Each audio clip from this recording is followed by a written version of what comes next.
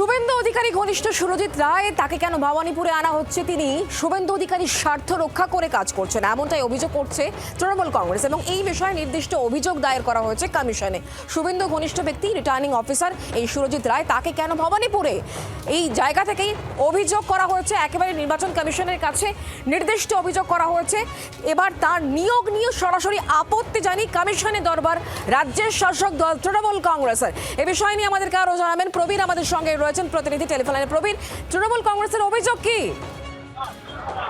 তবে তৃণমূল কংগ্রেস অভিযোগ করেছেন যে যিনি রিটার্নিং অফিসার হিসেবে ভবানীপুরে যুক্ত হচ্ছে, নির্বাচন কমিশন যাকে দায়িত্ব দিচ্ছে, সেই সুরজিৎ রায় তিনি কার্যত শুভেন্দু অধিকারী আদেশে কাজ করেন এবং যেহেতু শুভেন্দু অধিকারী নিজে প্রার্থী বিজেপি ভবানীপুরে, তাই এই সুরজিৎ রায়কে ভবানীপুরের দায়িত্ব থেকে সরাবার জন্য নির্বাচন কমিশনের কাছে আবেদন করছে। এবং শুধু ভবানীপুরের দায়িত্ব থেকে নয়, রাজ্যে নির্বাচন সংক্রান্ত কোনো কাজে যাতে এই অফিসারকে না নির্বাচন কমিশন ব্যবহার করে, সেই দাবিও নির্বাচন কমিশনে করা হয়েছে। যেহেতু শুভেন্দু অধিকারী ঘনিষ্ঠ এবং ইনি শুভেন্দু অধিকারী নির্দেশে কাজ করেন, তাই ভবানীপুর বিধানসভা রিটার্নিং অফিসারের পদ থেকে তাকে সরানোর আবেদন জানানো হয়েছে নির্বাচন কমিশনের তৃণমূলের তরফে।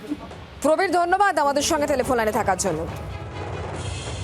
মুখ্যমন্ত্রী মমতা বন্দ্যোপাধ্যায় উত্তরবঙ্গে যাওয়ার আগে ঠিক কি অভিযোগ করেছিলেন এই বিষয়ে তার বক্তব্য শোনাবো, এবং পাল্টা সুকান্ত মজুমদার কেন্দ্রীয় শিক্ষা প্রতিমন্ত্রী, তিনি বা কি বলছেন শোনাবো।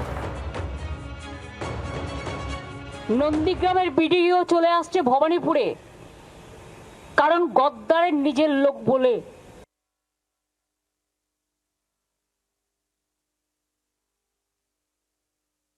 তাকে বিডিও বানিয়েছে রাজ্য সরকার নন্দীগ্রামে, সেখান থেকে ট্রান্সফার করেছে নির্বাচন কমিশন। তো সে কীভাবে শুভেন্দু অধিকারী ঘনিষ্ঠ হতে পারে?